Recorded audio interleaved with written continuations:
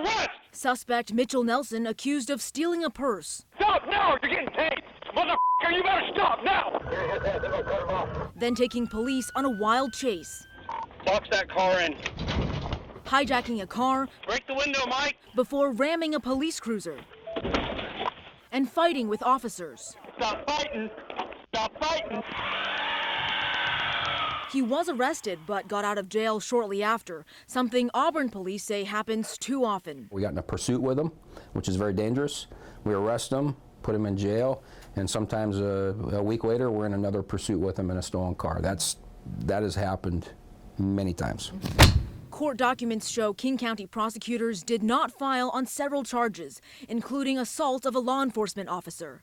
A few months later, police say Nelson again tried to steal a car, then barricaded himself in a couple's home. After a 12-hour standoff, Nelson eventually opened fire on officers, who shot back and killed him. I don't know what to say about that, you know. I know officers have said, you know, there's another example of someone where if he was in custody like he should have been, he might still be alive today. And so that's unfortunate for him, but it's also unfortunate for the officers, because then you have an officer now who's been involved in an officer-involved shooting, and an officer could have gotten hurt. The Auburn Police Department isn't alone. This is Black Diamond Police Commander Larry Colagiovanni. How often would you say your officers find themselves arresting repeat offenders? I'm going to say almost every time. Colagiovanni retired from police work in Florida and came here to be closer to family. He's still working because he loves the job, but says the job is different here. I can't even begin to tell you how much of a surprise it was coming from the other side of the country. It was a shock, and it still is a shock to me how their cases are prosecuted here or not prosecuted. He's talking about the King County Prosecutor's Office, which handles charging all felony-level criminals. But he and some other agencies say the Prosecutor's Office is declining to file many charges on repeat felons. Some of the cases we've sent over that have been declined have just been crazy, crazy. He says he's been fighting with the prosecutor's office on a case involving Nathan Allen Peterson. That was the most infuriating one to me. Documents show last August, Black Diamond police arrested Peterson in a stolen car with a stolen gun, more than $2,000 of counterfeit cash, digital scales, and a notebook listing apparent narcotic sales, plus more than 10 grams of meth and nearly 6 grams of heroin. My big concern was that this is clearly a drug dealer, and I really wanted the gun charge because that's the person that'll kill a cop. I could not get him for the life of me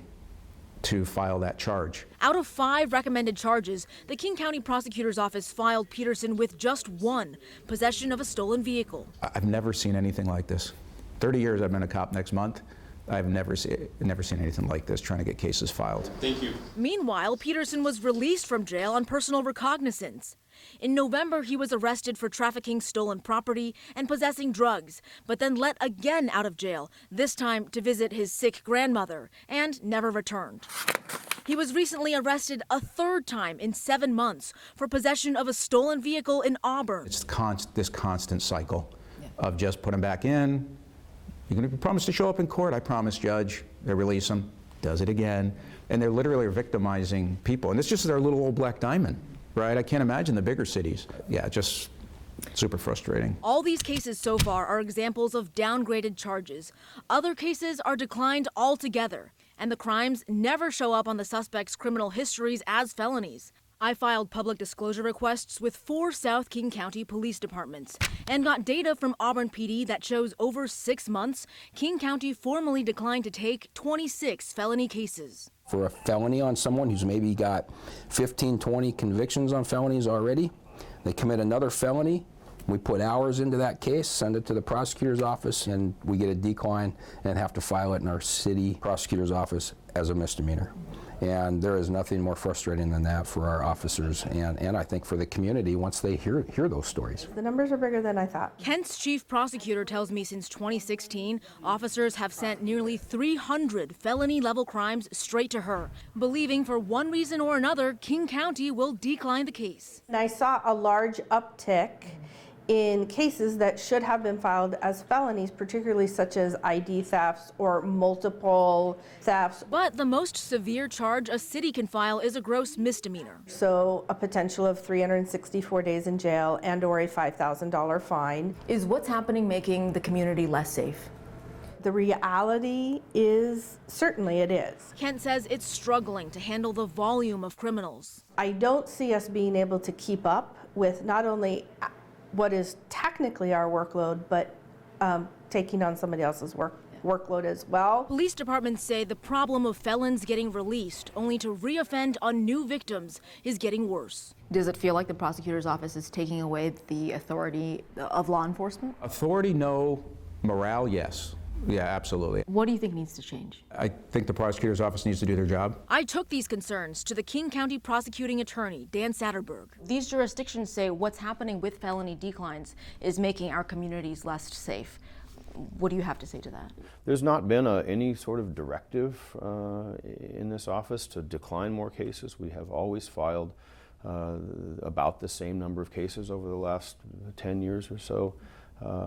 Involving property crimes. Satterberg says King County does operate under a so-called philosophy that explains some of the dropped charges. So prosecutors really have two choices, philosophies of filing. We file conservatively. Case may come to us with 4 or 5 counts, and we might charge 1 or 2 and get a plea to that, so that we don't have to go to trial. The trials are incredibly expensive, take forever. We have a system set up to incentivize an early plea. He says it's true that property crime offenders are often released on personal recognizance, or PR, before trial. Our judges are just, it's part of the culture that they, and the court rule says people are presumed to be given PR or bail, low bail, and so our judges do that. So it is frustrating because, but it's also, again, part of how the sentencing law in our state works, where violent crime is treated very harshly with very long sentences and property crime not so much.